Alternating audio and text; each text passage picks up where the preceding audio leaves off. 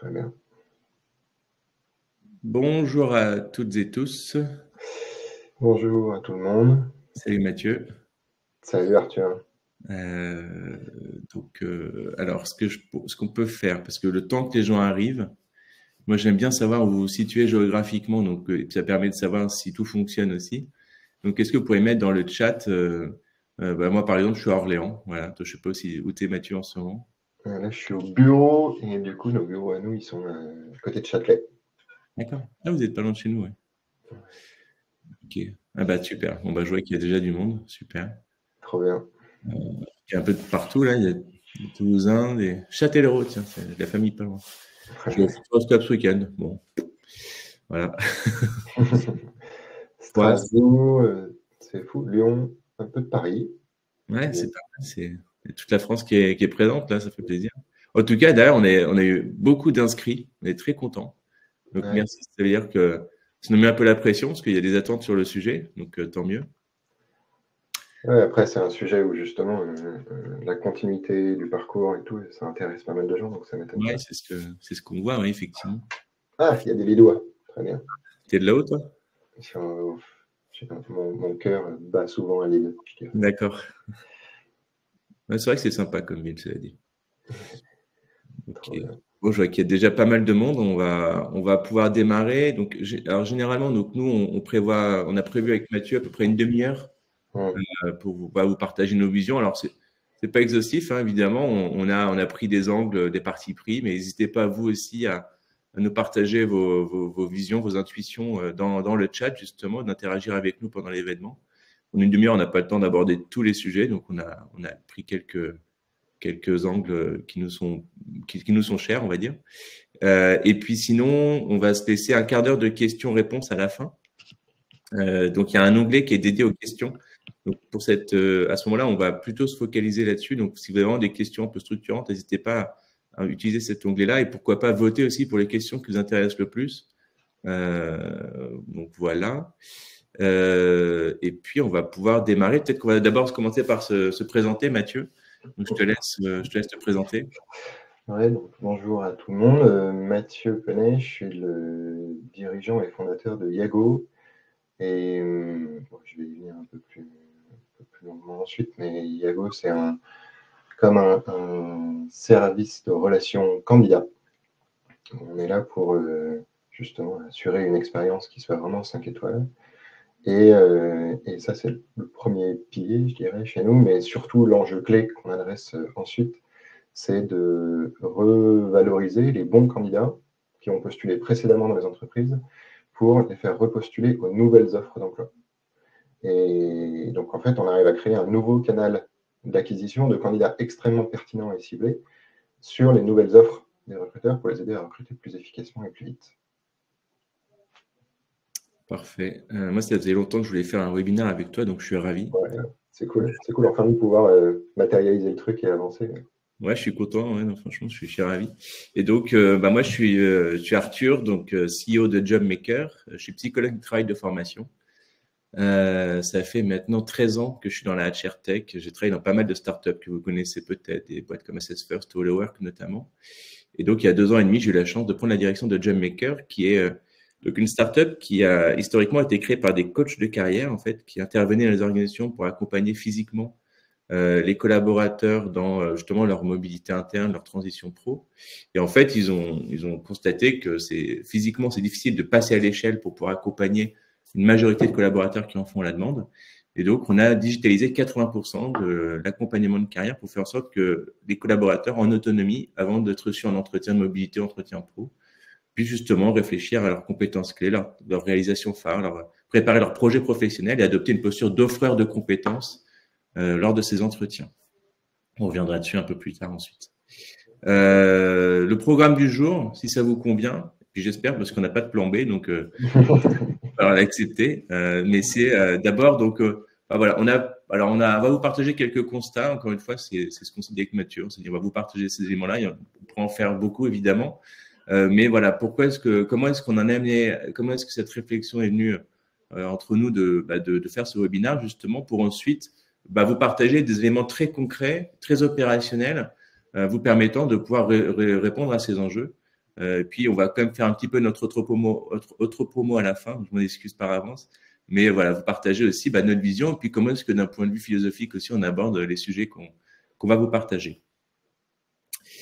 Donc, le premier constat qu'on voulait vous partager, alors peut-être que pour certains d'entre vous, parfois on enfonce des portes ouvertes et on s'en excuse, mais c'est toujours intéressant aussi de voir sur quoi est-ce qu'on se base aussi pour créer des innovations. C'est aussi ça les constats. Et le premier constat, en tout cas, c'est que souvent, dans les organisations, les services RH sont assez silotés. Vous allez avoir des RH qui vont être spécialisés sur la marque employeur, d'autres sur le recrutement, d'autres sur la mobilité interne. Alors, parfois, ils font les trois, d'autres sur la paye, d'autres sur d'autres. Enfin bref, et tout ça fait que finalement, chaque RH a sa propre expertise et parfois, ça va créer des discontinuités dans le parcours collaborateur et candidat.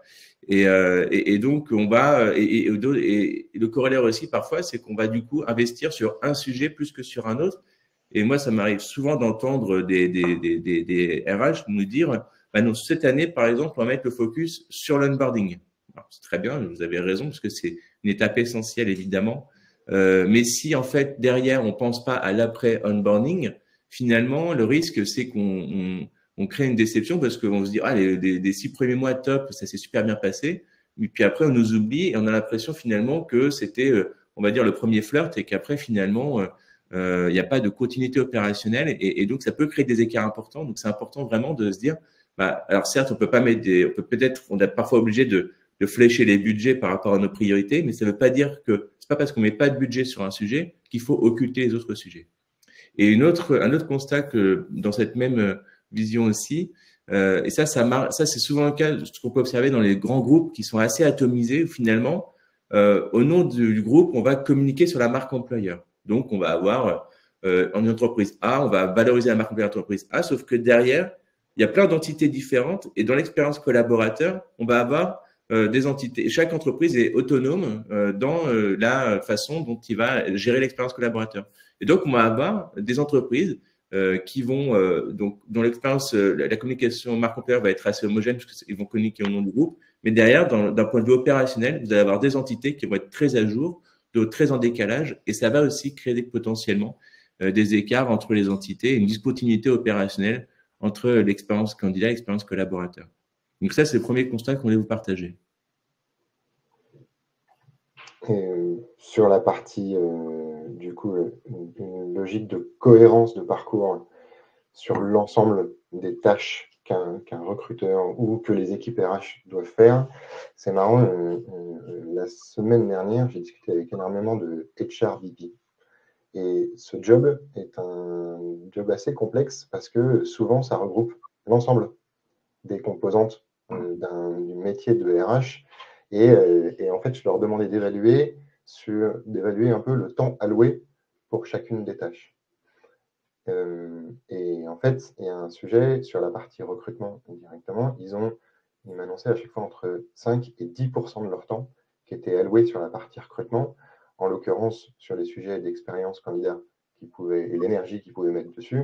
Ils m'expliquaient assez simplement que, en fait, ils n'avaient pas assez de temps pour faire les choses et qu'il y avait trop de choses dans la to-do à faire et que du coup, c'était un peu le goulot d'étranglement.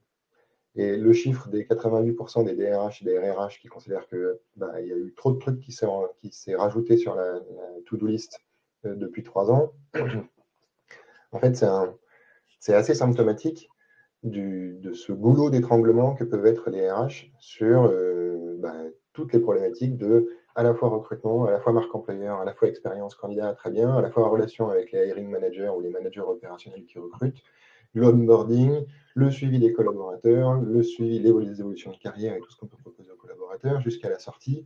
Et en fait, il y a un truc où ça devient un empilement de tâches qui sont extrêmement difficiles déjà à piloter et surtout à avoir une cohérence sur tout le parcours. Il y a une forme de saturation en fait qu'on peut constater et qu'on peut voir, que tout le monde voit dans sa vie de tous les jours. Et c'est assez clé, je trouve, et c'est assez symptomatique des 2-3 dernières années. Oui, d'ailleurs, moi, pour rebondir sur ce que tu dis, on dit souvent, j'ai pas le temps, je gère l'urgence. Ouais. Et en fait, souvent, l'urgent prend le dessus sur ce qui est important. Il y a j'aimerais bien, mais j'ai pas le temps. qui est Ouais, souvent, voilà, c'est ça. souvent cumulé entre une conscience professionnelle assez forte et un enjeu d'être comme ça pris en étau entre les différents sujets et les différentes injonctions qui peuvent arriver un peu de tout le monde. Et surtout, en plus, ces tâches urgentes, on se rend compte que l'impact que ça va avoir sur le collaborateur, le candidat, en fait, lui, il ne le ressent pas. C'est plutôt l'urgence et des tâches administratives, finalement, qui sont pas très intéressantes pour le RH d'un point de vue opérationnel et qui, en plus, en termes d'impact, je pense, par migration et CRH, on entend ça tout le temps. Je dis, OK, très bien, c'est certainement important de le faire, mais en revanche, ça nous détache complètement du quotidien, parfois du collaborateur, et qui, lui, pour le coup, a des attentes à ce niveau-là. Ouais, exactement. Et du coup, en fait, on a un peu parfois un tuyau percé, c'est-à-dire qu'on va avoir, donc on va du coup, alors forcément mettre en place des campagnes. On parlait de la marque employeur, ça va forcément générer pour vous beaucoup de CV, donc ça va générer des attentes aussi, c'est des attentes, puisque quand on fait de belles campagnes, derrière, forcément, si les gens ça les attire, c'est que vous avez réussi votre job. Sauf qu'in fine, sur une offre d'emploi, vous en aurez recruté a priori qu'un seul. Donc sur 50 CV, vous en recevoir peut-être 5 en entretien, je dis des chiffres au hasard. Et puis, il y en a un qui va être recruté à la fin. Dans le meilleur des cas, les 4 autres, vous allez quand même prendre le temps de les appeler pour leur dire qu'ils ne sont pas recrutés. Et ce n'est pas toujours le cas. Moi, l'autre jour, je discutais avec notamment mon client, un de mes clients chez Enedis, là, il m'a dit, ouais, là, j'en suis à mon 30e coup de fil depuis ce matin parce que j'ai appelé chaque candidat pour leur dire qu'on n'allait pas les recruter. C'est les managers qui font le job d'appeler ceux qu'on recrute. Bon, mais ils assument ce rôle-là. Mais ils parlent bien des candidats qui avaient reçu l'entretien. Mais il y en a peut-être 45 derrière qui ne sont pas reçus en entretien non plus. Alors, on les attire, on fait des belles campagnes, etc. Puis souvent, malheureusement, on ne prend pas le temps de au moins les contacter. Alors, par mail, évidemment, vous n'avez pas appelé chaque CV, ça paraît évident, mais au moins les informer. Vous avez bien reçu que vous n'avez pas donné suite à la candidature, mais derrière, il y a sans doute, ça Mathieu vous en parlera mieux que moi, mais il faut aussi de continuer à maintenir la relation. Il ne faut pas trop me lancer sur le sujet parce que sinon, si on Ouais. est en une demi-heure, tu sais que. Non, attends, tu pourras reparler de toute façon. Mais de la même façon, quand on travaille sur l'onboarding, finalement, et la formation des talents, en fait, c'est bien évidemment, il faut former les talents, mais c'est aussi important de savoir ce que vraiment ils ont envie de faire pour justement pouvoir les accompagner dans leur trajectoire de carrière. Ça va être notre sujet, j'en parlerai un peu plus tard. Et puis de la même façon qu'on va faire en sorte de soigner l'onboarding de nos talents, j'ai quelques exemples comme ça, hein, donc c'est essentiel. Mais le jour où ils s'en vont, en revanche, là, pour le coup, il n'y a pas toujours, on met pas toujours en avant cette étape qui fait partie de la vie du collaborateur. Un jour, il va partir, c'est à peu près, statistiquement, c'est à peu près certain. Et moi, pour mon propre exemple, je pense à notamment 2 boîtes dans lesquelles j'ai travaillé, Assess First et Hellowork, ça m'arrive encore aujourd'hui de recommander des copains, des anciens collègues pour dire mais ça va bosser chez eux, tu vas t'épanouir. En tout cas, moi j'ai vécu une belle expérience, donc on peut aussi derrière imaginer une sorte d'alumni des anciens qui pourraient aussi être des ambassadeurs de votre organisation. Voilà. Alors, essayons d'être le plus pragmatique possible pour faire en sorte qu'on puisse. Je pense que c'est le chat d'Arthur qui lui joue des tours. Essayons d'être le plus pragmatique possible aujourd'hui et d'essayer d'étudier les différents leviers pour regarder comment on peut. C'est ton chat, c'est ça, Arthur? C'est ça, ouais. Désolé. Ouais. Pas de problème. Qu'est-ce qu'on fait pour que ça change? L'enjeu, il est clé. Il y a des gens qui ont travaillé bien mieux que nous il y a quelques années sur comment est-ce qu'on soigne la globalité d'un parcours. Et en marketing, en relation client, ils ont déjà bossé pour nous sur justement quel était le parcours d'un candidat. Et l'enjeu, là, c'est de regarder comment est-ce qu'on peut s'inspirer directement du parcours client pour analyser comment eux ont fait pour avoir cette cohérence de parcours de A à Z. Alors, un schéma assez synthétique, mais qui en fait va vous parler directement. On a le parcours d'un prospect qui va devenir client, et en dessous, on a le parcours d'un candidat qui va devenir collaborateur. Il y a pas mal de similitudes et il y a pas mal de choses qui sont à aller étudier. Il y a tout ce qui est avant achat avec les processus de découverte et de considération. Donc, comment est-ce qu'on fait pour aller transformer un client potentiel, un prospect, après quelqu'un qui va acter et transformer l'achat. En fait, quand on regarde le parallèle direct sur le parcours candidat, l'acte d'achat il a longtemps été considéré comme étant juste l'acte de candidature. L'équivalent de l'acte d'achat, c'est vraiment l'action de recrutement derrière. Et il y a toujours cette même phase de découverte, donc avec tous les enjeux de communication de marque d'un côté quand on est prospect et communication de marque employeur. Il s'avère qu'en ce moment, de ce que nous on constate, qu'il y a un énorme chevauchement qui est en train de se faire entre marque employeur et marque commerciale, que ce soit en B2B ou en B2C. Hein, et de plus en plus d'entreprises se mettent à parler de métamarque ou de one brand, la logique de il n'y a plus qu'une marque qui existe, parce que en fait, il y a pas mal notamment de candidats qui veulent boycotter une marque commerciale quand ils y ont vécu une mauvaise expérience, ou alors de gens qui ne veulent pas postuler dans des enseignes ou dans des entreprises parce qu'ils y ont vécu une mauvaise expérience en tant que client. Donc bon, cette phase de découverte, elle est assez commune entre le prospect et le candidat. Ensuite, il y a la phase de justement comment on fait pour convertir le candidat, enfin, comment est-ce que le candidat va déposer sa candidature sur une offre. Il y a tout le parcours d'achat en ligne qu'on peut voir entre la phase de considération et la phase de complétion du panier où le profil met sa carte directement pour valider son panier ou alors passe en magasin. Toute cette phase-là, c'est exactement des leviers et des similitudes qu'il faut aller chercher dans la relation client pour nous, pour l'appliquer côté recrutement. Et ensuite, du coup, il y a la phase de recrutement et c'est là où, une fois que le prospect est devenu client, il y a toute cette phase de service et de fidélisation pour qu'il revienne derrière et qui en fait continue de s'inscrire dans une logique de partenariat avec la marque dans laquelle il a déjà été client, qu'on retrouve exactement dans la partie du parcours collaborateur ensuite. Donc ça, il y a toute la phase de comment est-ce qu'on va se mettre au service de la carrière du candidat, le mettre en situation de réussite dès sa phase d'onboarding, très bien, le mettre lui proposer les perspectives d'évolution dans son job en fonction de ses compétences et en fonction de ses souhaits, et chercher à le maintenir dans l'entreprise. La même démarche ce qu'on entend souvent un peu partout, c'est de dire il vaut mieux fidéliser un client plutôt que chercher à en acquérir des nouveaux non-stop. En fait, dans le parcours collaborateur, il y a exactement cette même logique. Il vaut mieux chercher à fidéliser parfois des collaborateurs en les faisant évoluer et en leur proposant des axes, des parcours en fait, professionnels directement en interne, plutôt que aller rechercher des candidats à l'externe tout le temps. Est-ce que tu veux rajouter des trucs, Arthur? Oui, ouais, en fait, j'aime bien. Là, ici, j'attire notre attention sur un point. On a vraiment mis le mot fidélisation et pas le mot rétention. Pourquoi? Parce que c'est vrai que dans le marketing, parfois on parle de la rétention des clients et ça pourrait s'adapter, mais en fait, c'est pas très ambitieux comme terme, comme notion. Et en tout cas, nous, on préfère parler de fidélisation qui, derrière, implique forcément l'engagement du collaborateur et donc sa fidélisation. La rétention a cette notion un peu coercitive et autoritaire qui peut parfois, moi, je ne sais pas si demain je postule dans une boîte et que je vois que le DRH met en place des stratégies de rétention. Potentiellement, je me questionnerais sur savoir ce que j'ai envie de candidater chez eux, quoi, parce que forcément, je vais partir un jour, donc ça veut dire que c'est le moment où on sort les barbelés, et là, c'est plus possible. Donc, le choix des mots crée finalement traduit une intention. Et par analogie, moi, avec ma femme, je suis plus dans une stratégie de fidélisation que de rétention, par exemple. Et ça se passe plutôt bien entre nous. C'est beau. Voilà. Si on regarde directement tous les parallèles et qu'on essaye de mettre des mots sur des concepts qu'on peut avoir, on a vraiment essayé de regarder comment ça se passait. Hein. Il y a toutes les logiques dans le parcours prospect-client, toutes les démarches d'inbound marketing. On entend de plus en plus parler de comment attirer les candidats à vous plutôt que d'aller les chasser non-stop. Donc on parle d'inbound recruiting.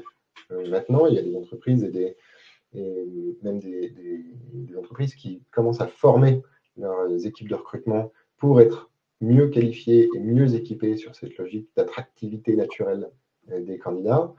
La réputation en ligne d'une entreprise, elle se joue effectivement avec le conglomérat de tous les feedbacks qu'il peut y avoir sur le parcours client, la manière dont ils sont reçus en magasin, est-ce que le site fonctionne bien et tout ça sur la partie prospect client.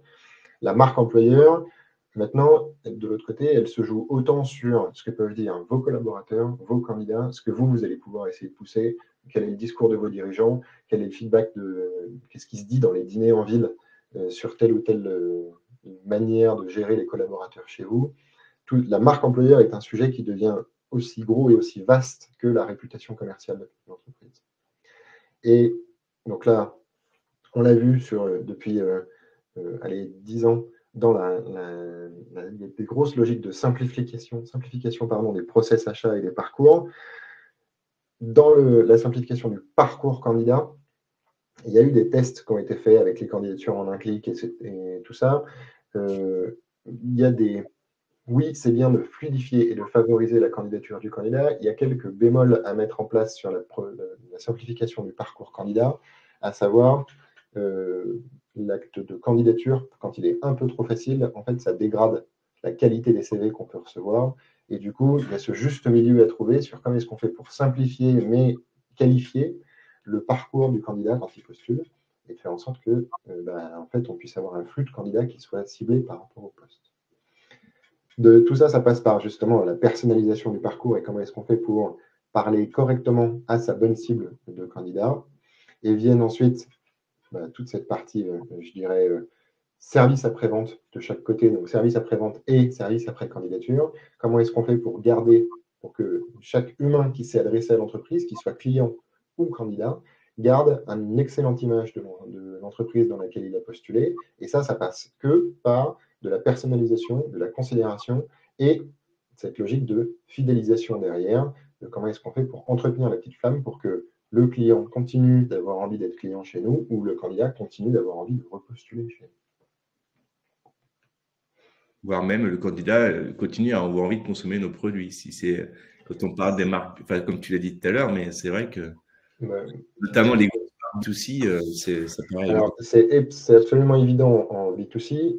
Hier encore, j'étais avec les équipes de Decathlon sur ce sujet-là et ils le disent assez ouvertement eux-mêmes. 97% des gens qui postulent chez Decathlon sont des sportifs. C'est ça. Et une mauvaise expérience candidat flingue leur envie d'aller acheter leurs produits derrière. Mais en B2B, il y a les mêmes impacts derrière.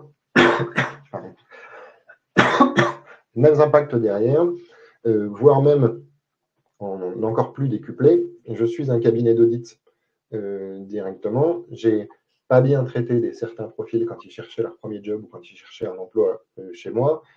10 ans plus tard, quand cette personne-là elle est devenue DAF d'une entreprise, en fait, elle va avoir envie de me sortir, moi, prestataire de cabinet d'audit, parce qu'il m'aura toujours dans le nez et il n'aura plus envie de travailler avec moi de toute sa vie. Et du coup, il va choisir un autre cabinet d'audit que moi et il y aura des répercussions de business qui seront assez fortes.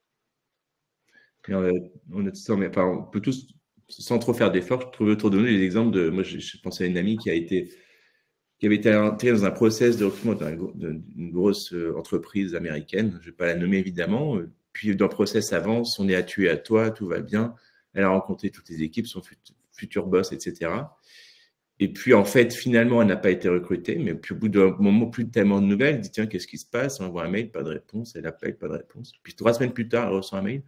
Nous vous remercions pour votre acte de candidature. Nous vous informons que malgré la qualité de celle-ci, vous n'avez pas été reçu. Point. Alors qu'avant, c'était à tu et à toi, limite on se claque la bise. Enfin, j'exagère, mais c'était. Et c'est évidemment ça, c'est des très mauvais réflexes. Bon, j'espère aujourd'hui que vous faites plus ça, mais en tout cas, c'était pas si longtemps que ça, c'était un grand groupe, donc je me permets de.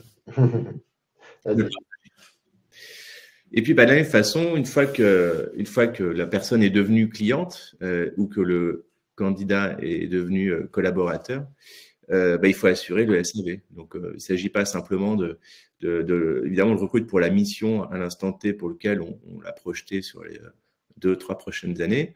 Néanmoins, derrière, effectivement, il faut veiller à sa montée en compétences. On ne recrute pas quelqu'un pour la même mission toute sa vie. De la même façon qu'on va derrière continuer à accompagner nos clients dans l'acte d'achat. On achète un meuble chez Ikea, c'est quand même pas mal d'avoir des tutos pour savoir comment le monter, par exemple. J'avais dit que je ne citerais pas de marque. Mais entre nous, ça va. Voilà, ça va, exactement. Et donc, derrière, en fait, ça implique une continuité opérationnelle, finalement. Et puis, c'est vrai que quand on recrute quelqu'un à un instant T, il faut que 3 ans plus tard, 1 an plus tard, 6 mois plus tard, il soit plus compétent que le jour où on l'a recruté. Donc, ça passe par, évidemment, des formations, des entretiens, pour comprendre aussi quels sont leurs enjeux, etc. Ça passe également par la communication interne. Donc, de la même façon, vous allez informer vos clients sur les nouvelles innovations, l'actualité, les nouveaux produits, etc. Il faut faire le même effort auprès de vos collaborateurs qui, d'ailleurs, parfois travaillent dans ces services où ils informent leurs clients, donc ils peuvent aussi, en retour, attendre aussi une symétrie des attentions vis-à-vis de leur organisation. Et puis, on va aussi régulièrement aller questionner nos clients sur leur satisfaction, proposer de mettre des étoiles, faire des petits surveys, des petits sondages pour savoir s'ils sont contents de leur acte d'achat, savoir si il y a de nouveaux besoins qui émergent par rapport à leurs actes d'achat. Donc, de la même façon, en fait, il faut que ces entretiens carrière, par exemple, ou professionnels, qui sont obligatoires. Donc, comme ils sont obligatoires, profitez-en pour en faire quelque chose, un moment unique, un moment très singulier. De toute façon, soit on décide de subir un événement, soit on décide d'agir. Moi, je me souviens, il y a quelques années, peut-être un des seuls entretiens pro que j'ai eu, parce que j'étais plutôt côté entrepreneur généralement, on m'a dit, bon, on est d'accord, c'est purement administratif. Bon, évidemment, enfin, j'étais déçu parce que je l'avais préparé en plus et forcément, non, profitez-en pour investir ces moments-là et les rendre vraiment singuliers et centrés sur le collaborateur. Donc vraiment, cette idée, c'est de continuer à faire je me souviens, j'avais assisté à une conférence. Alors, je oublié son nom de famille, mais son prénom c'est Yalcine et il est DRH de la Caisse d'épargne des Hauts-de-France. Je n'ai pas dit que je suis trademark, mais voilà. Et en fait, lui, c'était un ancien directeur marketing et il avait analysé que dans son job, dans la banque, hein, il voyait qu'ils accompagnaient leurs clients sur 41 moments de vie. Donc, dans une banque, on accompagne nos clients quand ils déménagent, on accompagne nos clients quand ils ont leur premier enfant, quand ils font un prêt pour leur maison, etc. En fait, il dit, mais nous, au fait, il faut aussi qu'en tant qu'employeur, on ait ce réflexe aussi d'accompagner nos collaborateurs sur les moments clés, à la fois de leur vie. Alors, il y a des dispositifs pour ça, mais aussi de leur carrière. D'ailleurs, les deux sont liés. Donc, avoir cette vision, cette symétrie des attentions, ça nous paraît vraiment important. Évidemment, donc, favoriser la montée en compétences. Aujourd'hui, on est rentré dans l'ère de l'individualisation des trajectoires de carrière. Donc, de la même façon qu'on individualise l'acte d'achat, on a une vision singulière de nos clients. Il faut aussi, de la même façon, avoir cette vision pour nos collaborateurs. Et puis, de la même façon qu'on va proposer des systèmes de cooptation, de parrainage par symétrie, on peut aussi proposer des systèmes de cooptation, qui est un excellent moyen aussi pour mesurer l'engagement de vos collaborateurs dans vos organisations, puisque généralement, quand on coopte un collaborateur, sa boîte, c'est qu'on est plutôt bien, quoi. Donc, c'est vraiment de se dire, tous les efforts que vous faites pour vos clients, vous pouvez aussi les appliquer pour vos collaborateurs. Et parfois, même si vous n'avez pas le budget pour acheter telle ou telle solution, au moins déjà en avoir conscience et vous dire, il faut quand même qu'on soit au rendez-vous des attentions, peut-être pas aussi bien que si on était outillé, mais au moins qu'on prenne ça en compte et qu'on ait une réponse qui peut-être plus tard sera sans doute plus musclée grâce aux outils que vous aurez pu déployer au fur et à mesure. On ne peut pas tout mettre en place d'un coup, on en est bien conscient. Ça doit. En fait, ouais. C'est marrant. Donc, du coup, Arthur parlait tout à l'heure d'enlever le concept de rétention et de le transformer en une approche de fidélisation des candidats. En fait, des candidats ou des collaborateurs, le point clé, en fait, qu'on va aller chercher dans la relation client, c'est cette notion d'engagement qu'il peut y avoir derrière. C'est comment on crée l'engagement de ces candidats, comment on crée l'engagement de ces collaborateurs, comment est-ce qu'on arrive à être suffisamment proche de leurs attentes et à répondre à leurs besoins et de redéfinir les process en fonction de quelle est sa cible de l'utilisateur final, donc le candidat ou le collaborateur. Et c'est en répondant à ses attentes à lui qu'on va créer la satisfaction d'abord et après l'engagement.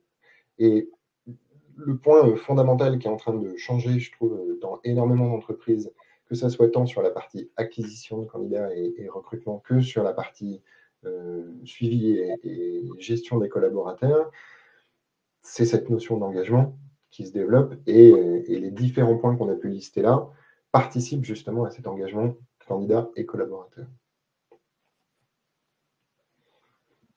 Si on regarde qu'est-ce que ça donne du coup sur cette approche de fidélisation, quand on fait quand on répond correctement à tous les candidats qui ont postulé dans votre entreprise, et que surtout on va maintenir le lien et maintenir l'engagement et chercher à fidéliser les candidats pour leur reproposer les nouvelles offres d'emploi qui correspondent effectivement à leur profil chez vous, on s'aperçoit qu'il y a 19% des recrutements annuels qui se font et qui sont pourvus avec des anciens candidats qui ont été, je dirais, revalorisés dans le temps, recyclés ou réengagés pour aller repostuler sur les bonnes offres qui correspondent à leur profil et qu'ils soient enfin recrutés.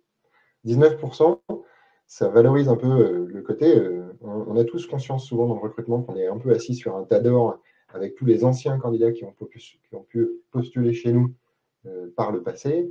En fait, il y a cette vraie logique de rendre la gestion de ces bases de candidats et de ces bases de vivier intelligentes et personnalisées pour maintenir la conversation et maintenir l'engagement des candidats.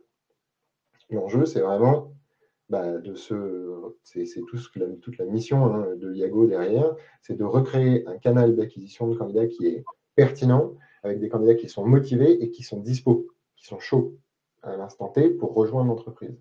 Et c'est ça ce qui fait mouche. En fait, c'est le ROI phare chez nous en ce moment, c'est l'évaluation du combien est-ce qu'on arrive à gagner à travers cet engagement et cette fidélisation des anciens candidats.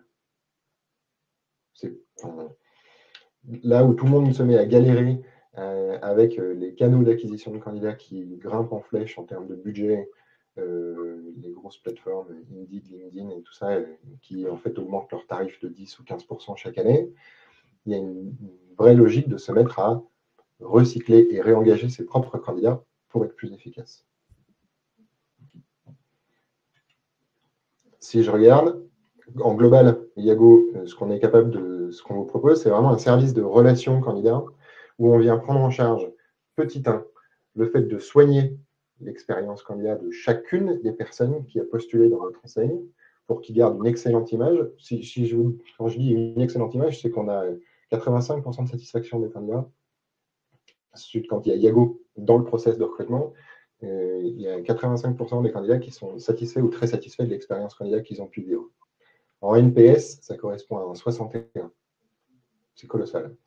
Et c'est ça ce qui permet d'aller après, justement, engager les candidats et les maintenir dans une forme de spirale positive avec l'enseigne et avec l'entreprise pour que, justement, ils repostulent aux bonnes offres qui correspondent à leur profil. Ils connaissent très bien l'entreprise. Ils sont motivés pour la rejoindre et ils ont les bonnes compétences. Et du coup, c'est ça ce qui permet de recruter plus efficacement, plus vite. Et c'est ça ce qui apporte les 19% de recrutement, notamment chez ADO, comme on vient de le voir juste avant. Donc là, on vient de voir comment fidéliser ces candidats. Maintenant, la question pour prolonger, c'est comment fidéliser ces talents. Alors, il y a plusieurs solutions, évidemment. Mais en tout cas, c'est que notre vision avec JobMaker, finalement, c'est qu'en fait, on est rentré depuis un certain nombre d'années dans l'ère de l'individualisation des trajectoires de carrière. Les collaborateurs ont besoin de se sentir compris dans leur singularité et accompagnés dans leur carrière pour justement, derrière, identifier avec son entreprise des leviers d'engagement afin d'identifier des missions qui fassent sens pour eux, dans lesquelles ils vont pouvoir s'engager, dans lesquelles ils vont pouvoir justement s'épanouir et se développer. Et notamment, j'ai parlé tout à l'heure d'un de nos clients Enedis, c'est assez intéressant. En fait, ils ont interrogé les candidats pour savoir les raisons pour lesquelles ils ont choisi cette entreprise. Et dans le top 3, ce qui ressortait, c'est que justement, Enedis avait mis en place tout un dispositif d'accompagnement des collaborateurs dans leur trajectoire de carrière.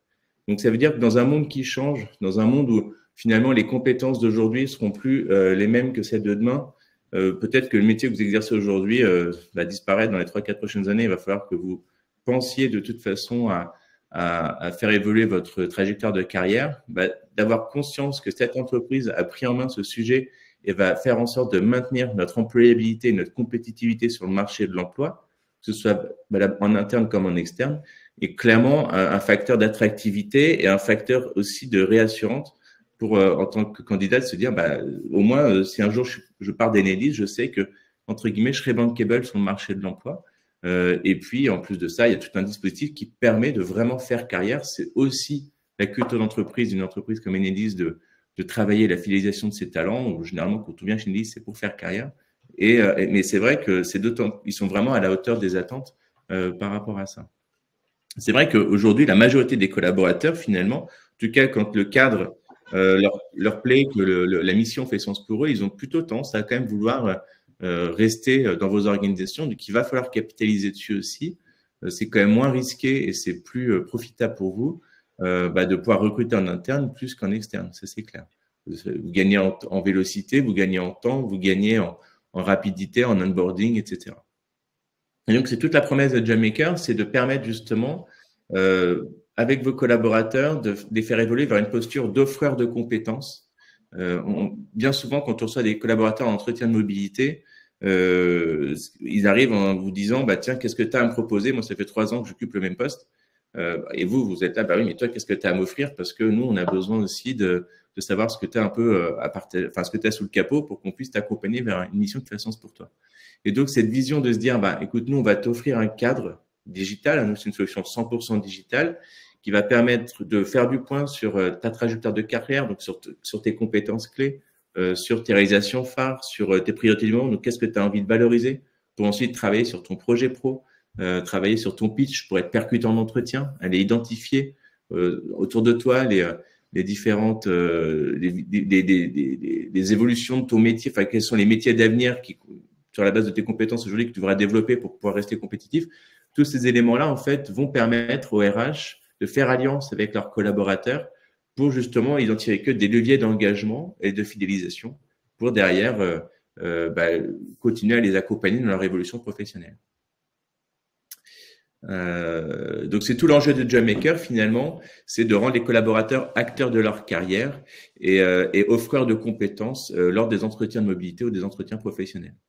Sachant que c'est une solution 100% digitale et ça permet également de remettre le RH au cœur des dispositifs d'accompagnement. Le digital permet vraiment de passer à l'échelle, là où parfois le coaching en présentiel physique, il y a des coachs externes, on a tendance à élitiser l'accompagnement, puisque évidemment, on ne peut pas proposer un coach par collaborateur, on se doute bien que ça coûterait beaucoup trop cher. Or, tout le monde va être amené à devoir, un jour ou l'autre, de manière choisie ou de manière subie, faire évoluer sa posture professionnelle, sa trajectoire de carrière. Et donc, JobMaker permet de passer à l'échelle à ce niveau-là. Désolé pour l'autopromo, mais voilà. Une intervention dans le chat sur le problème de la mobilité interne, c'est que les collaborateurs ont peur de parler de leur envie en frontal. Et souvent, en interne. Ouais. Nous, ce qu'on voit très souvent, c'est que nous, côté recrutement, ça arrive très souvent que les candidats préfèrent passer par le process de recrutement externe, enfin, les collaborateurs préfèrent passer par le process de recrutement externe en se disant que ça sera plus facile pour valoriser leurs compétences alors qu'ils sont déjà dans la maison que de se fondre dans la masse des candidats externes, je dirais, pour être mis sur un pied d'égalité et pour montrer qu'ils ont le profil pour être capables de répondre aux exigences de leur souhait d'évolution. Et comme ça, ils bypassent un peu les process où ils doivent avoir la validation de leur manager ou de leur HRBP opérationnel, parce que comme ça, ils se remettent dans les candidats pertinents pour le job. Et en fait, le fait d'être déjà dans la maison, déjà dans l'entreprise, leur permet de valoriser et d'avoir une carte en plus à abattre. Et ça, parfois, on l'observe aussi dans des boîtes où justement, il y a de la rétention des talents dans les entités en tant que telles. C'est-à-dire que les managers ne veulent pas voir leurs collaborateurs partir, même si c'est pour une autre entité du groupe. Mais eux, ils veulent maintenir leurs équipes en poste. Et en fait, finalement, c'est évidemment extrêmement désengageant et ça peut donner l'effet plafond de verre où en fait, mon manager m'empêche de partir d'une certaine façon. Et donc, ça ne me permet pas d'évoluer. Donc, je vais devoir trouver des chemins de traverse pour parvenir à mes objectifs, quoi. Ouais. Et c'est vrai que l'anxiété est d'autant plus réelle. Je crois que tu faisais allusion à la question de Karine. Ouais, de Karine, c'est ça, l'intervention de Karine. Effectivement, ils ont peur d'en parler, mais c'est d'autant plus vrai quand on n'a pas la structure et le cas. Alors déjà, bon, il faut leur donner l'autorisation. Donc, ça veut dire qu'il y a de la communication interne. Il faut les accompagner pour ça. Mais si c'est juste, c'est pas simplement un message à transmettre, c'est aussi un cadre à préparer pour que justement cette expression puisse avoir lieu. Nous, on dit souvent, l'entreprise avec les RH, eux, ils sont responsables du cadre dans lequel les collaborateurs, du choix des outils et du cadre favorable au développement des compétences. Le manager, lui, doit veiller à la montée en compétences des collaborateurs. C'est-à-dire quand on recrute quelqu'un, il faut faire monter en compétences, ça fait partie du rôle du manager. Mais le premier acteur de tout ça, à partir du moment où le cadre est bien défini avec les bons outils, que le manager est sensibilisé, bah, c'est quand même le collaborateur lui-même qui doit se prendre en main.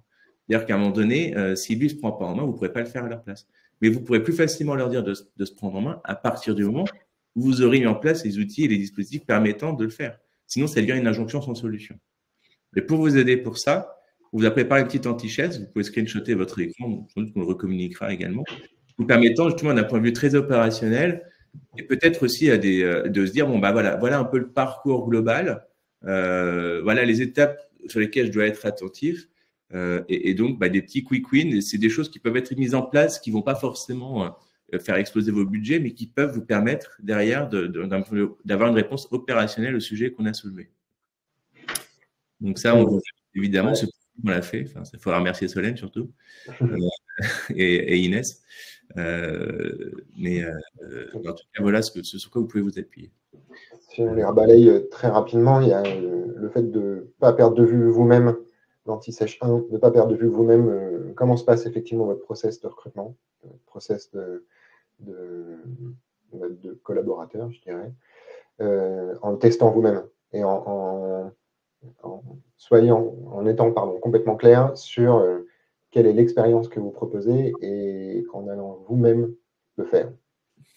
La deuxième, c'est cette logique de comment faire pour maintenir le lien avec ces différents prospects candidats, je dirais, et c'est de se mettre à aller avancer sur le maintien du lien avec le maintien du lien et le maintien de l'engagement avec vos candidats pour faire en sorte qu'ils aient toujours envie de vous rejoindre.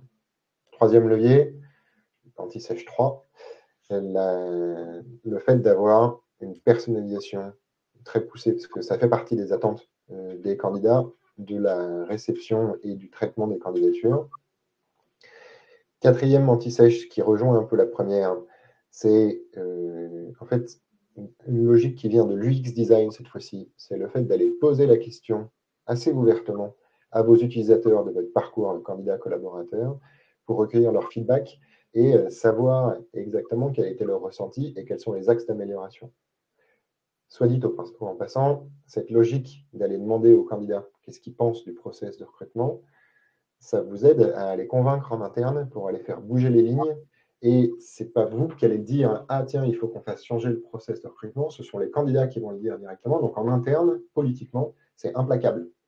Et c'est ça ce qui permet d'aller décrocher des budgets pour faire avancer tel ou tel sujet, ou c'est ça ce qui permet d'aller faire changer des mindsets sur des managers opérationnels directement, en leur disant en fait, voilà le feedback des candidats, ce n'est pas moi qui viens contre toi pour te faire changer, c'est les candidats qui remontent ça, ensemble, viens, on va aller changer et améliorer le process. L'anti-sèche numéro 5, c'est cette démarche de rendre le candidat, rendre le collaborateur, je dirais, acteur de sa propre évolution de carrière en interne et justement de faire évoluer le mindset qu'on expliquait juste à l'instant en donnant un peu un accès tapis rouge aux collaborateurs sur les différentes annonces et évolutions de carrière auxquelles ils pourraient prétendre directement chez vous. Derrière, je prêche un peu pour ma paroisse, mais un candidat interne, un collaborateur qui est en interne et qui postule sur une nouvelle offre d'emploi, il est capital de soigner l'expérience qu'il aura en tant que candidat sur cette nouvelle offre, parce que sinon, on le perd définitivement. Ah, mais c'est clair. Et donc, il y a une logique d'expérience candidat, même auquel il faut faire attention, même sur des collaborateurs internes qui cherchent à se positionner sur des nouveaux postes. Et surtout qu'ils n'aient pas peur de candidater, parce que parfois, ils se disent, oui, mais si je me foire dans ma mobilité, ça me disqualifie, on va dire, pour au moins les 12 prochains mois. Et ça, il faut vraiment, évidemment, faire baisser la pression à ce niveau-là. Ouais. Et dernière anti-sèche, en fait, inspirer les collaborateurs avec des parcours qui ont déjà eu lieu et des évolutions qui ont déjà eu lieu, ça allumera la petite ampoule dans la tête de vos collaborateurs en vous disant « Hey, en fait, c'est possible ». Et du coup, il y a cette vraie logique de, à travers l'exemple de certains collaborateurs, de maintenir cet engagement et cette possibilité qu'ils peuvent avoir. On va mettre en place des rôles modèles. Et ça, c'est aussi, on voit aussi, notamment à travers, pour les politiques de mixité, à travers les femmes, c'est important de valoriser aussi des parcours de carrière, mais il ne faut pas que ce soit toujours, parce qu'on voit dans la mixité, on a un programme dédié à ça aussi, spécifiquement pour les femmes. La tendance, quand on met en avant des rôles modèles, c'est toujours reprendre des top dirigeants, la femme Wonder Woman qui manage une BU de 3000 personnes dans tel pays. Alors, c'est formidable et tant mieux, heureusement que ça existe. Sauf que parfois, ça peut avoir tendance à complexer d'autres femmes alors que, et rendre, et se dire, en fait, moi, ça veut dire que ça creuse un écart encore plus important. Et donc, c'est important de diversifier les rôles modèles. Et puis surtout, parfois, en fait, l'homme a fait, ou sa conjointe, peu importe, mais a fait le choix de s'occuper des enfants et pour que la femme puisse s'épanouir dans sa carrière. Enfin, il y a des raisons personnelles qui vont aussi permettre parfois à ce que cette trajectoire ait lieu.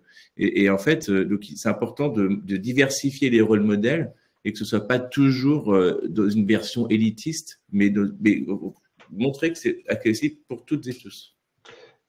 La mise en avant de ces rôles modèles, elle sert également sur l'Anti-Sèche 2 de montrer que vous êtes une entreprise qui permet à des collaborateurs d'évoluer en interne, est un levier d'attraction et de maintien de l'engagement des candidats, parce que ça leur montre que effectivement vous êtes en mesure de proposer ce genre d'évolution de carrière à vos collaborateurs ensuite. Exactement. Donc, tout se réutilise un peu de chaque côté. Ouais. Je vois qu'il est 45, 46 même. On a un peu essayé de répondre. J'ai déjà répondu à quelques questions qui arrivent. Au fur et à mesure. Toutes les façons, il y a, alors que ce soit Arthur ou moi, on est, je crois, très facilement alpagable sur LinkedIn. Ouais. Moi, c'est dire, j'ai l'impression de passer ma vie sur ce truc-là. C'est pareil. Donc, n'hésitez pas si vous voulez prolonger un peu les discussions et qu'on puisse avancer. On a essayé de vous donner le maximum d'éléments concrets et ce parallèle entre la relation client, enfin, prospect client et candidat collaborateur. Il y a une vraie démarche. C'est pas la peine de réinventer la roue. Autant aller piquer les bonnes idées directement et réappliquer les bons concepts chez nous. Exactement. Et puis, non, mais c'est vrai, en fait, les RH ont la chance quelque part de pouvoir bénéficier de ce qui a été fait avant vous, quoi. Donc, profitez-en aussi pour votre propre bénéfice. Exactement. Merci Arthur, c'était chouette de discuter avec toi. Ouais, c'était super. Merci pour votre participation. Tiens, tu as une question de Louisa, la différence entre Yago et un ATS. Ouais, l'ATS, c'est l'outil qu'utilise le recruteur pour suivre son process de recrutement. Yago, on est interfacé directement sur les ATS pour opérer. Donc Yago, c'est plutôt un service qu'un outil. On est là pour venir opérer justement ces différentes tâches. Donc la réponse, d'un côté, on le fait pour le compte de nos clients. Yago, c'est plutôt un service qu'un outil. On est interconnecté sur l'ATS pour venir capter tous les candidats qui n'ont pas été retenus, leur répondre correctement, qualifier les CV des candidats, constituer des viviers et maintenir cet engagement auprès des candidats pertinents. Donc voilà pour la réponse. Et continuez Non, je vais dire continuez à suivre nos pages LinkedIn aussi. Enfin, nous, on fait souvent des événements. On a à peu près un webinaire par mois. Donc voilà, vous êtes toujours les bienvenus, évidemment. J'ai publié ce matin un baromètre qu'on a fait sur les leviers d'utilisation des collaborateurs 2023. Donc, tout ce qu'on a pu agréger comme données, on vous les partage. Donc, n'hésitez pas aussi à vous nourrir de tout ça. C'est pour vous qu'on bosse. C'est vrai, tu vas te faire taper sur les doigts par ta responsable marketing, moi aussi. Je devais aussi parler du baromètre qu'on a fait avec l'IFOP sur l'expérience candidat et j'ai oublié. Bon, bref, il était chargeable sur le site de Yago sans problème. Voilà, on l'a fait, c'est bon. C'est bon. Merci à tous. Merci beaucoup, très bonne journée à tous. Bonne journée. Au revoir. Au revoir.